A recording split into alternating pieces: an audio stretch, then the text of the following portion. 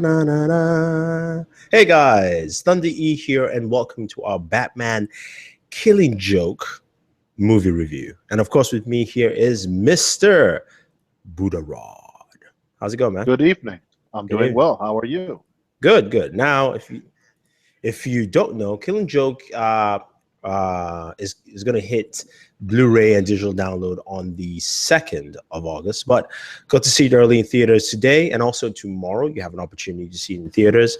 So let's talk Batman Killing Joke. So let me just give you a synopsis of it. This is based off a very famous Batman novel, graphic novel called The Killing Joke, where the Joker basically asks this question, what really happens, if you had that instant or that moment that drives you to the point of insanity. So it's a very good psychological, I'm just going to quote that here, psychological graphic novel. So we get to the movie here. So first off, before we even go anything else, this is spoilers, by the way. So after we state our general thoughts, we're going to go deep in and just go right away. So I'll start off with you, Booredatwork. Thoughts? Meh. Yep. I really thought this animated movie to me was underwhelming. Why were you R-rated? Because I found nothing to be R-rating about this. I definitely agree on the R rating. The implied sex scene, which we'll talk about when we get to Really, more. I think the gargoyle got the best view out of everyone. Whoa, calm down. Let's before we get there, the implied sex scene was probably why they got there. I thought this was good, but I felt that they could have added more. I think that was just what I was feeling here. Now, one of my friends actually just came out, finished watching, and sent me a message and said, if they didn't add the whole Batgirl backstory, this would have been like a 25-minute movie, pretty much, because all the Batgirl stuff is not even in the comic book, the original comic book. Actually, the whole Batgirl stuff was about 30 minutes, and then the rest of the movie was Batman and Joker. Yeah, it was about 40 minutes or so of that. But I get what he means by without that, it would have been shorter. Yeah, in definitely true. Like I said, again, why was this an R rating? Just like BVS, why did you make these ultimate cut R rating? No, I think when it comes to animated, when you start showing certain things, they just make it R. Now, BVS one is a whole different case entirely, but I would say, now, before we even go there, let me just say my thoughts. I liked it. I started watching it, and because at the beginning, it feels a little actiony. And then you just have to realize this is a psychological thriller. That's the thing. You need to build yourself up for that. So now let's get into some spoiler talk. Start off with the main cat, in the bag there, the implied sex scene. With Batman and Batgirl. There was nothing really, although there were points where they kept on showing Batgirl's bum or ass a couple of times. I was like, you all trying to be Japanese anime here? Come on, you don't need to do that. That is not necessary, But it really wasn't much, but for audiences like us, it wasn't much. I can see it, say, for younger audiences that you can put it that way. We've seen Attack on Arkham. Let's be real. They show Harley Quinn's boobies without the middle. Yeah. That was more graphic than this shit. And that was PG-13. And that had heads exploding. True. The only amount of blood we got was when Barbara got shot. So this is Batgirl, Barbara Gordon. Not just Barbara. When the two other doofuses got shot in the head in the chemical plant, and also on the boat too. But other than that, really, where's the R? Like I said, I don't understand why. So let's just move that out of the way. We have some shots here of the Joker, Batman and Joker. I will say though, the animation was very clean. Like, if you want to break it down, let's give you some technicals here. The animation, I think, was clean.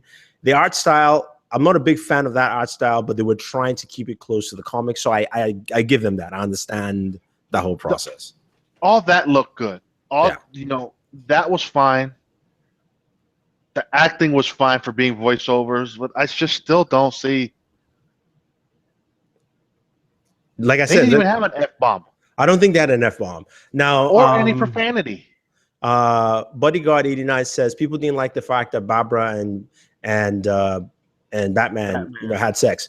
I get it from a comic book mental point of view, but when you're making the animated story, because to me it added more weight to the fact that Batman really was pissed at what happened. You know what I mean? Like, it added more psychological weight for him because he always tries to cut people off. He likes to take people out of it.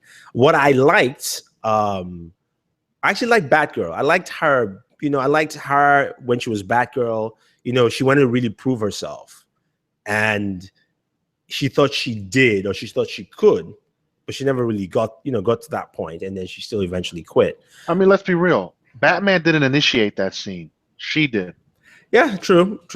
Also, the guy who was like in love with her, that the villain at the very beginning, for some reason he felt like it was like Joker light or something. I don't know. He was a light version of Joker, because as you see, they were doing the parallel between him and the Joker's backstory. Yeah.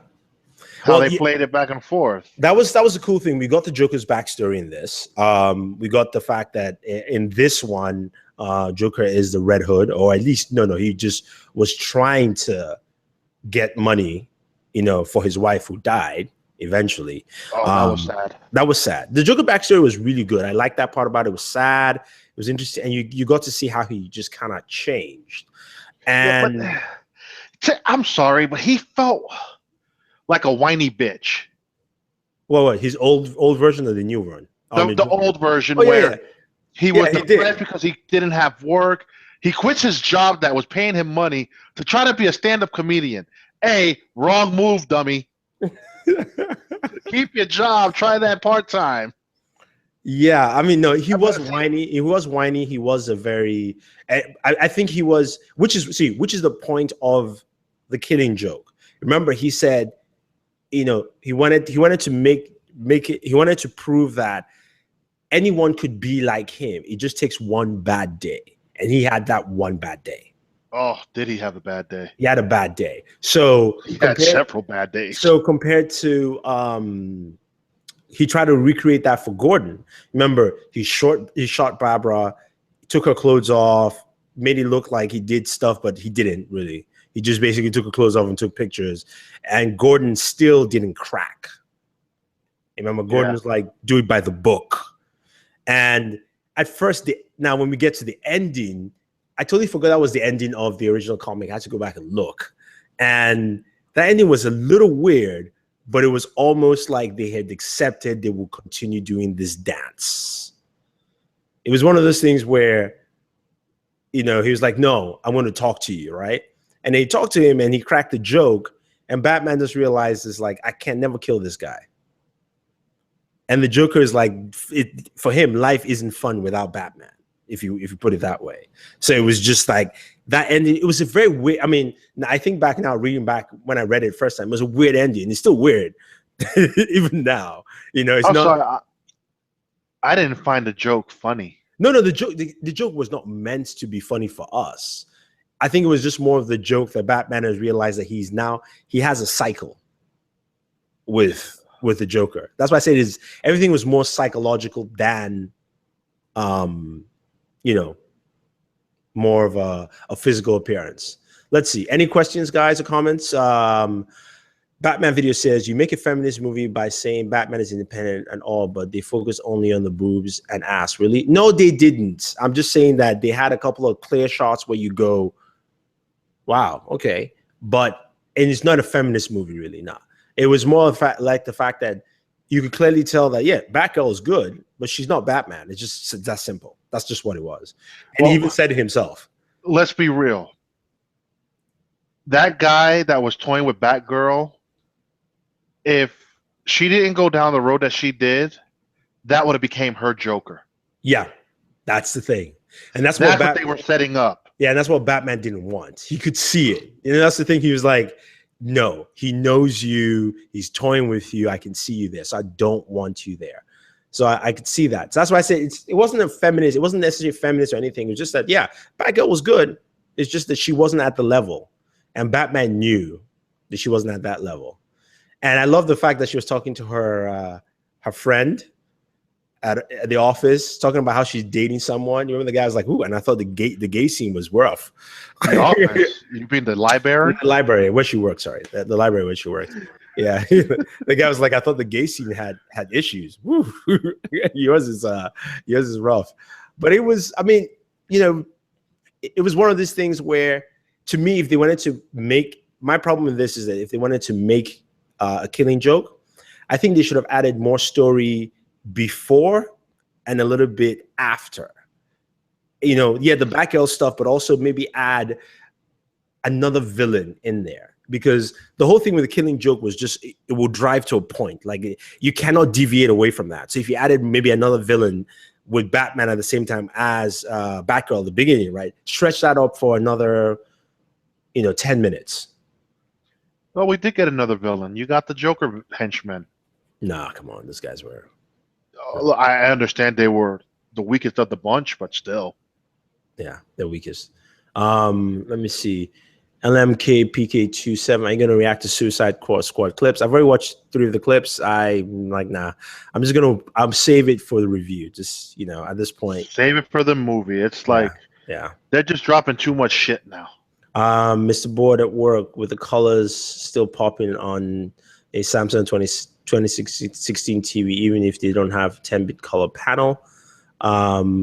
Yeah, they do pop. If Samsung's HDR Plus does help.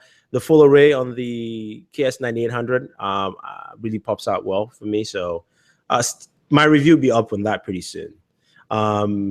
Today, every analyst says that Batman killed the Joker at the end of the comic book. Grant Morrison said it.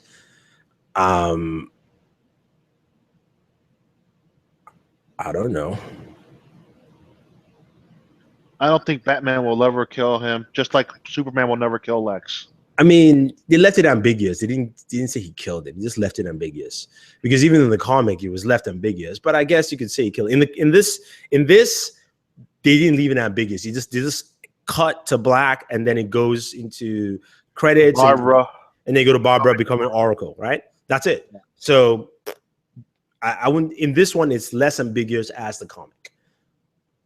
It sounds like it was decent, but it didn't live up to the hype. Yeah, that is exactly how we would put it. Yeah.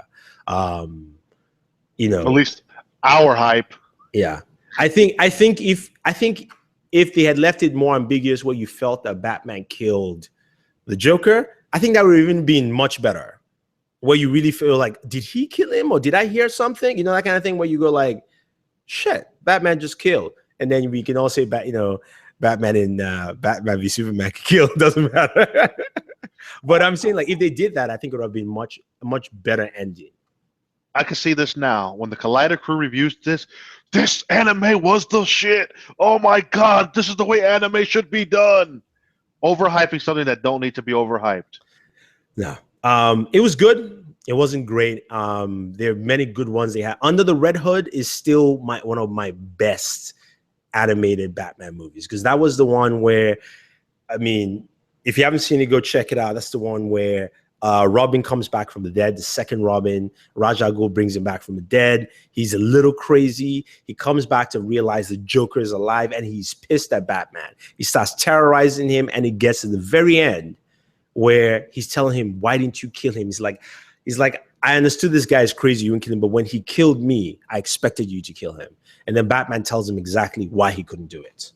I was like, okay, yeah, this is how you do an animated movie like that. On the Red Room and Mask of Phantasm, also, yes, I definitely agree. So I never seen that one. Yeah, it's much older, but it's still really good. Let's see. Batman Video says, I like the movie, but I think there was too much hype, and I found the post-credit scene pretty useless. Yeah, it was. I didn't find it useless because now it sets up Barbara Gordon going forward. Yeah, I mean, it does. Sorry, in the animated movie universe that they've created, the Dark Knight Returns and Mask of Phantasm are just perfection. Dark Knight Returns is great. I mean, word for word, that's a solid one to make. So, I mean, I found that good. But, I mean, Yeah, like you said, it was good, but it wasn't up to the hype. That's where it is for us. No, it really wasn't. You're hearing all this shit for months. The Killing Joke, the Killing Joke, the Killing Joke. I'm gonna ask you. You read the comic. Was the comic better than this?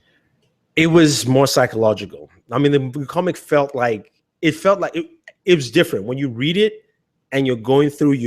The way it was more like, wow, this is how these two are, the balance, right? So when you read that, I don't think that translates well into a movie. You get? It's like one of those things where you're like, oh, that's really cool. So when you leave it ambiguous at the end that Batman killed Joker, you can say, okay, he's broken that psychological balance that he had. So basically, they're each other's yin and yang. Yeah, exactly. So which is why it just, to me, doesn't necessarily flow well for a movie. That's probably what this one is. And in reality, I mean, granted, in this movie, Batman creates the Joker. Well, he doesn't create him, but with the Joker being so scared, he fell into the chemical tank. Yeah. And then I'm still trying to figure out how the hell does he get flushed out? I mean, is this chemical plant polluting the water system? Yeah, I mean, yeah, we can skip that part. It's just one of those. It's like, yeah, he gets out somehow, but it's one of those where it was like a movie of balance, and in this case, the balance just didn't represent well on screen. That's why I said it's one of those things where it's either you make it more ambiguous or sorry, less ambiguous, where you think Batman did kill the Joker or he did something to him, right? Yeah. And then that psychological movie that you just watch, you go, shit. Oh, Batman really has. He just said he couldn't take it too much. He had a bad day, and the Joker won. But in this, right? Remember, Joker was trying to prove about having a bad day, right? In this one, they just laughed, and that's the end. That was it. So if you make it where one person either had a bad day or one person just didn't, then that would be the case. Mike says, I like what the Joker said in the Dark Knight movie about how Batman will never kill him because they need each other. Yeah. So anyway, guys, yeah, that's pretty much it. That is our review of The Killing Joke.